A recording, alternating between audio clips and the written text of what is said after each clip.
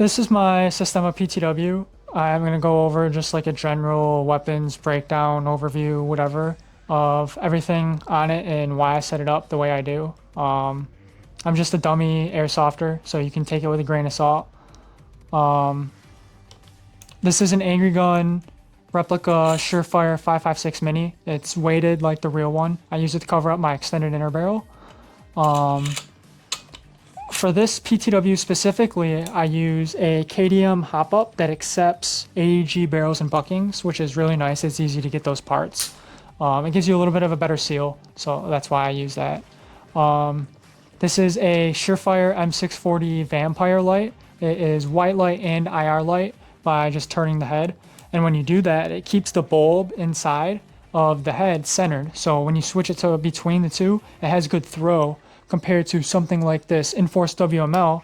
When you switch it from white light to IR light, you're not turning the head, so there's just bulbs in there. It's not keeping the bulb center, so the IR has no throw. It still works, but it doesn't work as well as the Surefires. This is a Somogear Engol. I had a Somogear PEC 15, the plastic body one, and I actually snapped it off my gun. It was on the table, it just slid into the wall. So I like using the lasers that are metal bodies. So like here we have a GMP D-ball, and over here we have, it's a replica Purse 3. I think it's made by Watson, I want to say. But I like making sure they have the metal mounts. I think that's important. And it also helps hold zero for airsoft. I mean, that's not like it's a real gun, but still. I have both of them ran to pressure switches on the top rail for ambidextrous use. The front one is for my flashlight. It's on an angle, so I know under night vision, or just I know which one is which. This one is for the Engol, and this is fake. This came with the Engol, and it's very loud. It's just, I don't like it. It's not the same as this one. I would change it if I could. I heard actually that the new Engols have a better coating, like they look more realistic and the buttons are better. I got this one when they first came out, so they could have fixed it already. I'm not sure. All of this is on a replica Geisley like 416 rail in the DDC or whatever. I'll swap the rails occasionally, whatever I feel like running. I have a couple different ones for this gun. And this one is just whatever. I have a Yankee Hill riser with an EOTech on it. I like getting a little bit of a riser. The Unity risers are cool, but they're a little tall. This one is nice. It helps you out for night vision too, the little riser. It's just a normal EOTech with the one dot, and it is night vision capable. All three of these units have Lexan taped to the front of them for BB protection. I don't want to get them shot out. You got to protect your investment. I just went to like Lowe's or Home Depot and bought like a little Lexan plexiglass sheet and then cut it with a sawzall or like a saw.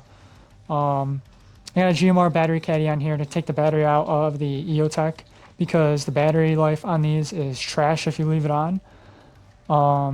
I just run the skinny Magpul stock on the back of this one. This gun actually has a brushless motor on the inside of it, so it doesn't need a big battery. That's why I use this. I do like using the bigger SOP mod style stocks where you can get like a cheek weld, and it gives you more battery room as well.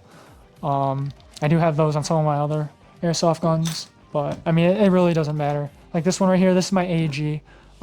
I run a big battery bag on the side here most of the time because the connector is short in there, and it's just a Magpul stock, so there's no battery room. This is set up basically the exact same. Pressure switches on top, laser up front, light on the side. All my guns are set up like that. I just think it's the easiest to use since it's ambi, and I mean you have everything set up the same, you get used to it.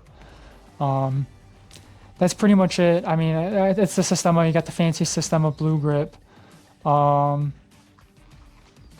Since it is a Systema, you do get the bolt lock on an empty magazine compared to like the AEG or anything like that. It doesn't do that. You'll just keep dry firing. That's pretty cool. So once you change your mag, you're good to go.